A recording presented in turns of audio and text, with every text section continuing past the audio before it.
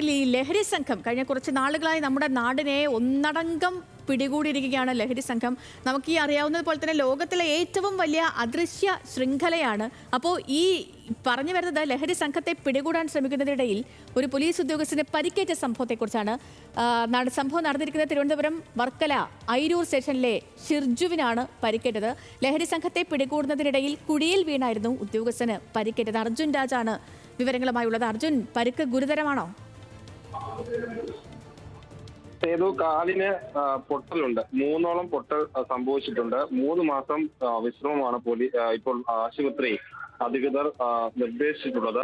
ഫെബ്രുവരി 27 സംഭവം നടക്കുന്നത്. വർക്കല ഐരൂർ പോലീസ് സ്റ്റേഷനിലെ ഉദ്യോഗസ്ഥനാണ് ഷിർജുൻ. ഇലകമൺ UP സ്കൂൾ ഇലകമൺ എന്ന സ്ഥലത്ത് ഒരു വയലിന് സമീപത്ത് 5 പേർ മദ്യവും മയക്കുമരുന്നും ഉപയോഗിക്കുന്നുവെന്ന രഹസ്യ വിവരത്തിന്റെ അടിസ്ഥാനത്തിലാണ് ഷിർജു അടങ്ങുന്ന പോലീസ് സംഘം ഇവിടേക്ക് എത്തുന്നത്. പോലീസുകാരെ കണ്ട് രക്ഷപ്പെടാൻ ശ്രമിക്കുന്നതിനിടെ ഈ പ്രതികളെ പോലീസ് പിടിച്ചു. പക്ഷേ ഈ പോലീസിൽ നിന്ന് കുതറിമാറി ഈ പ്രതികൾ ഓടി രക്ഷപ്പെട്ടു. ഇതിനിടെ ഈ തള്ളി മാറ്റുന്നതിനിടെയാണ് ഷിർജു ഒരു സമീപത്തെ കുഴിയിലേക്ക് വീഴുന്നത്. അങ്ങനെയാണ് ഈ അപകടം സംഭവിച്ചത്. ഉടൻ തന്നെ ഒപ്പമുണ്ടായിരുന്ന പോലീസ് ഉദ്യോഗസ്ഥർ കല്ലമ്പലത്തെ സ്വകാര്യ ആശുപത്രിയിൽ ഷിർജുവിനെ പ്രവേശിപ്പിച്ചു. നേരത്തെ പറഞ്ഞതുപോലെ തന്നെ കാലിന് ഒടിവ് സംഭവിച്ചിട്ടുണ്ട്.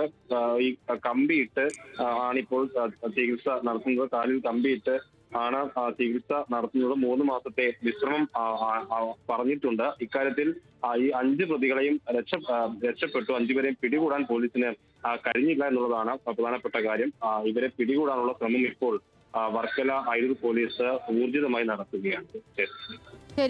ശരി അർജുൻ, ഉദ്യോഗസ്ഥൻ അദ്ദേഹത്തിന് എത്രയും വേഗം പരിക്കൊക്കെ ഭേദമായി തിരികെ വരട്ടെ.